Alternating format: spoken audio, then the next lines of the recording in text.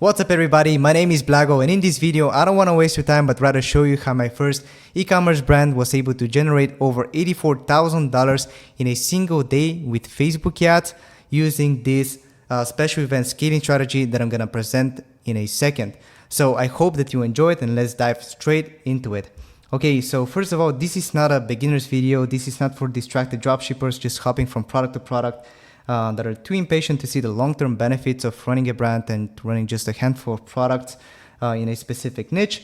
But if you are a D2C brand owner or branded dropshipper and you want to crush it on sale events without drying out your existing customer list, beat your sales records and make a disgusting amount of money all at the same time, this is the best video for you because I'm gonna show you how to do that. And if you don't know me already, I'm Blago and I've made more than $7.5 million with one single product. I've been running this brand for over 3 years now, and in the beginning of the year I actually stepped out from the day-to-day, so I'm just helping the team, scale up in specific periods like this one. This is like a screenshot recording, and just to prove to you that I'm not a fancy guru trying to sell you a course or something, I'll refresh the numbers real quick. This was for the whole event.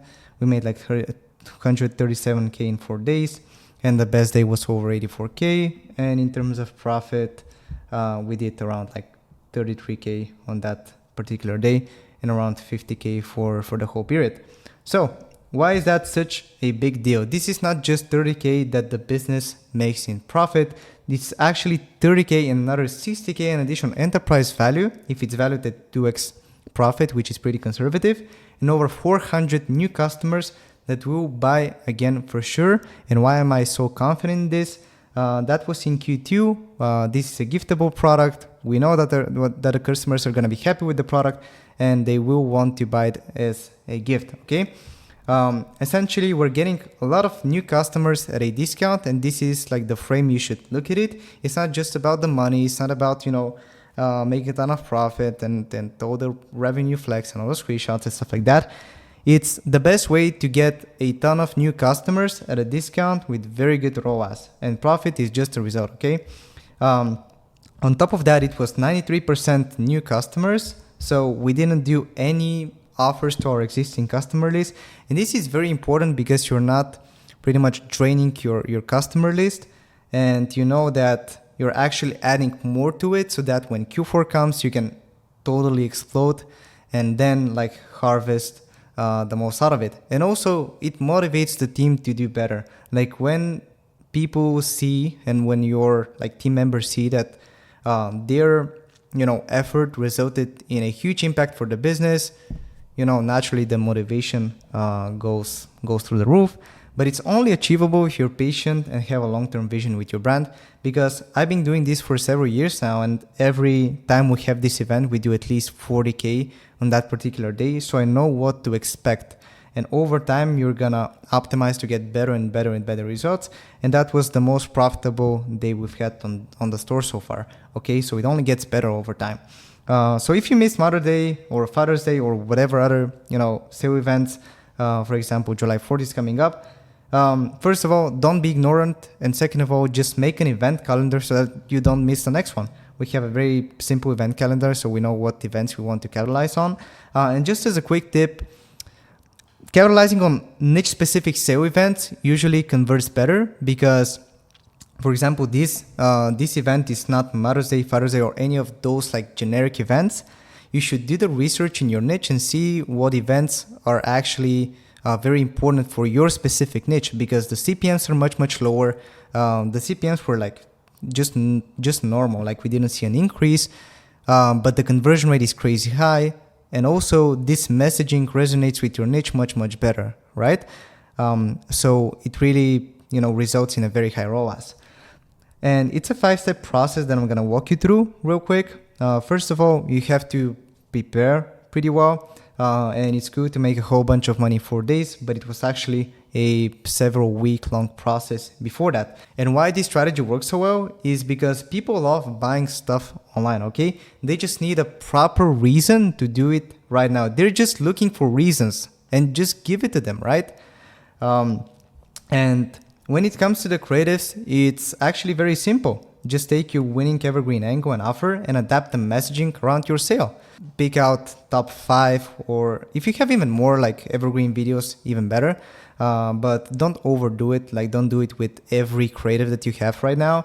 I would just pick the top winners and adapt their messaging. For example, when it comes to image ads, event plus offer messaging is the most proven combo. For example, if you're selling, let's say, fashion, you just pick the product image and you type Mother's Day sale, buy one get one free. Simple as that. For image ads, you can just, in general, take your best performing image ad concept and not the specific sale event. So if your best performing image ad concept was just, having, arrows and benefits to your product, you can just add the specific event. Or for the video ads, you can just adapt your call to action as well as some other elements throughout your script to give them an additional reason to buy. And also, I would highly suggest adapting your headline on your Facebook creative, okay?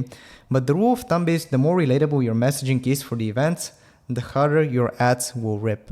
And not every event is gonna perform for you, okay? It's because it's not as relevant for your niche as you might be thinking and expecting. So the deeper you go in your messaging and in your copy about why this event is so special, combined with the overall perception of the audience that this event is special, the better and the higher converting your ads are gonna be. So if it's let's say a wallet and you're doing a Father's Day sale, it's not, if you just say Father's Day sale, it's definitely gonna work. But if you elaborate more on it, and let's say this is a gift your father will remember for years, you give them another like emotional backed reason as to why they should purchase for this specific event. And I'm gonna get into like copywriting training right now. I'm just giving you a few examples. But same applies for the offers.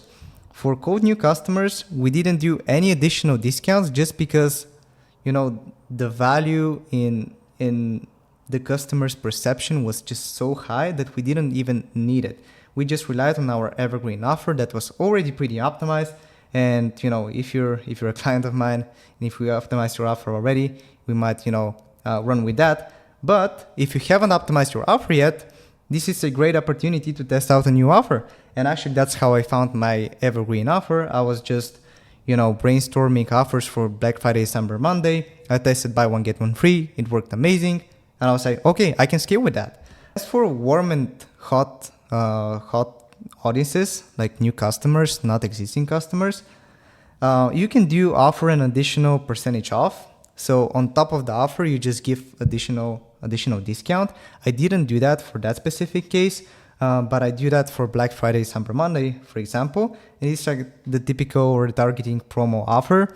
I would highly suggest that you do so if it's your first like sale event that you're running. But over time, you're gonna see whether that actually makes people more interested. Because if people are gonna buy anyways, and your conversion rate is high anyways, why cut your profit, right? It also makes your brand stronger because you can then, over time, give existing customers different offers. It also depends on what your retention strategy is. Because if you're in a seeding period, which for us is like Q1, Q2, and Q3, then don't go crazy with discounts, because then later on in Q4, people will probably not buy as much as they would. And if you think about it, if you have a almost guaranteed LTV, because as I said, like you discover this over time,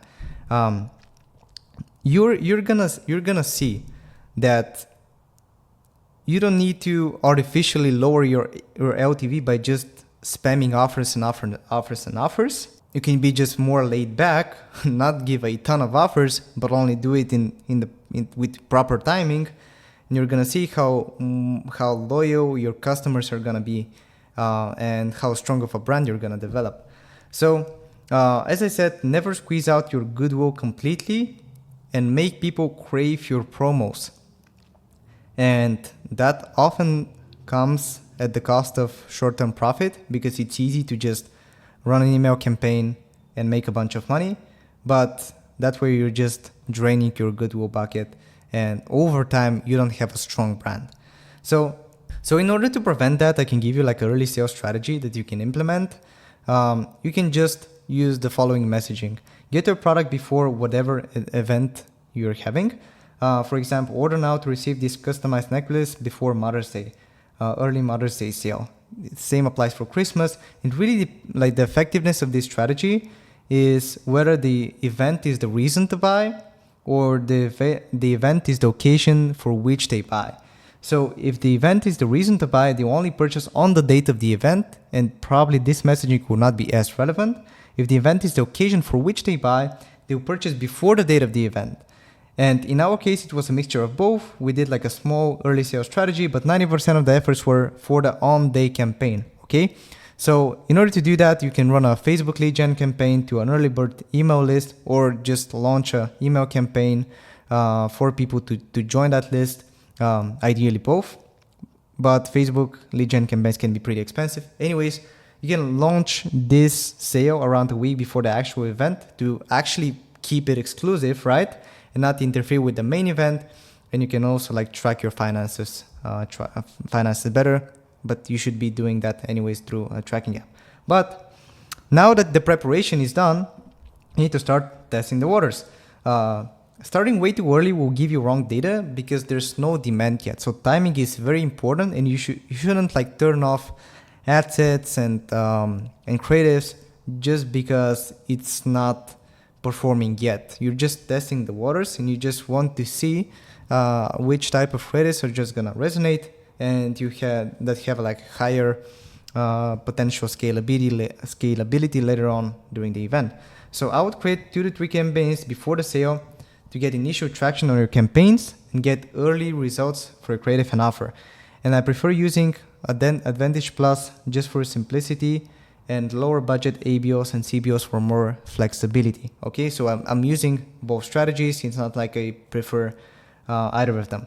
As for creative testing, the main variable is the creative type. So we have several best performing concepts. In this case, we tested GIFs versus single images versus videos. Actually, GIFs and images were all into one bucket, but you get the idea.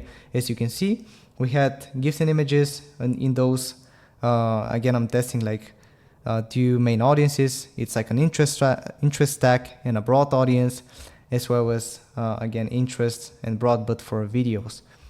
And then also, as for the Evergreen campaigns, I would just keep them running at the same budget and settings, because they will perform anyways. Like, your Evergreen campaigns are still gonna perform during the sale. So first of all, they add a lot of volume to the ad account, and they're already well optimized. They have a ton of social proof, and everything is very optimized on them. So just continue running them and scale them up as well. And also, in the initial testing stage, I would just prioritize decisions based on soft metrics. If the event is only 1 to 2 days, like if we go back, 2 days before the event, we were only at 9K, but on the event, we've scaled up almost 10X. So there's really like day-to-day changes in demand. So I would just prioritize decisions based on the cost per click and the other soft metrics, but I would keep everything running until there's like only 1 to 2 days before the event, because you never know what's gonna start performing on the event, right? So as for scaling during the event, it's pretty easy. Like, before the sale, you can start cranking budgets and get even more data and more profit, and have a head start later on, because your campaigns will be optimized even further, right? The goal is primarily to test the waters further and have a better clarity on what creatives will work the best. This is pretty much like one to 2 days before the sale. As I said, you shouldn't do like very early decisions, because you might stop creatives that would otherwise work on the specific event. For this situation, we had around 3.5x ROAS on the previous days. As you can see, for the 2 days, we did around 7K in profit. And then during the sale, it's actually very, very simple. You need to set high budgets to start off the day, and keep a close eye on your conversion rate And also if you have triple L, check your net profit throughout the day. Most probably Facebook is gonna spend the money very wisely, and it's not gonna start spending like crazy, even though you set a very high budget to begin with. And also, like, the higher the budget, the wiser Facebook is gonna be with spending your money. So the most important thing is keeping track of your profit and how your campaigns are spending, and then adjust accordingly. In that particular situation, I went from 4 or 5K in spend to around 10K to begin the day. And then every 3 to 4 hours, I was just scaling budgets by 15 to 20%. I think I did like around 3-4 cycles of doing that. So by the end of the day, the scheduled spend for the day was around 18K. The actual spend was, let me actually check.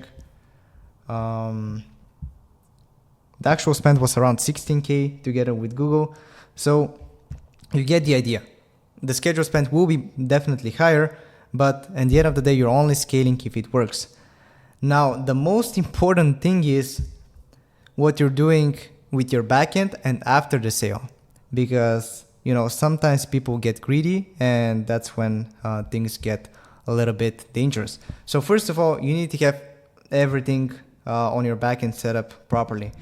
You have to inform your suppliers weeks in advance that you're gonna have this big sale event. And again, that just, you figure it out as you go. Sometimes you cannot expect that you're gonna have a huge influx of sales. So if you're sourcing from China, let your agent know that to check with the factory whether the producing capacities are big enough, and you're doing inventory management yourself. You need at least 2 to 3 months of inventory planning, especially if you have such a big spike in your sourcing in the US. By the way, I made a whole video around this, when it makes sense, when it doesn't make sense. And also, by the way, if you want to get this document, just comment document below in this video, and I'm gonna paste it as a link completely for free. But moving on. Second thing is profit tracking. You can scale to great numbers, but not make a lot of profit if you're not tracking it correctly. Especially with like scaling budgets on Facebook like crazy, it's gonna be so easy to get greedy and just chase a high revenue number, because we might as well scale to 100K on that particular day. Like, we definitely had the ROAS and the fundamentals to do it, but you never know when Facebook is gonna break, and it might just tap into unprofitable audiences and fuck up the whole event. So I'd rather, scale for sure than scale to the absolute max and potentially risk my whole profit. Okay, so when your ROAS is not as high, in our case, we have other events, for example, Black Friday, Cyber Monday is more like 3 ROAS max. With late attribution in email campaigns, it can get really, really easy to think that you have an amazing ads performance, but it's actually the email marketing that is doing the heavy lifting. So if you don't have proper tracking in place, you can scale without your ads actually being profitable. And I've done that. It hurts, making a lot of revenue without any profit, and it's not a good position to be in. However, you're still acquiring a lot of new customers. If that's the strategy that you want to pursue, that's good. But yeah, you just need to have proper expectations. So for profit tracking, I'm using Lifetimely. For ads tracking and like marketing channel tracking, I'm using Triple Whale. Triple Whale also has got like profit tracking embedded, but Lifetimely gives you more in-depth data. So I don't set targets for a specific sale event. I just scale as much as I can and I optimize on the day. Like, I was not expecting to hit an 84K day. I was probably like, okay, we're gonna probably hit like another 40 or 50K, just like we do every single year. So I was positively surprised. And as for the email marketing, if you have like China fulfillment, or you have production issues, I wouldn't like stop scaling. I would just inform your customers about potential shipping delays just in case. Also, you can send teaser emails 2 to 3 weeks before the campaign starts, even though you might not be, sending any offers to them. And also, early bird lists, like the early bird strategy that I mentioned before, keeps your Klaviyo account in good standing, and you're not like overly promoting to your audience, and keeps your list very safe. And you can also give a special offer to your early bird list and send a general campaign to your master segment if you just want to keep things simple and not like overcomplicate the email marketing side of things. By the way, I'm not going much in depth into it because the brand has an email team and it's not my main focus. My main focus is front end. But what you're doing after the sale is going to determine if, you made a lot of profit and you kept it, or you wasted a lot of it trying to sustain the momentum. So after the sale, you absolutely need to scale down. I know how good it feels to make a lot of money in a single day and you expect the next day to be just as good. But in most cases, it's not the case. After the events, budgets were cut by around 50% to around 7 and 7.5K to guarantee that the campaigns will be profitable. If the performance is amazing, you can always scale back up.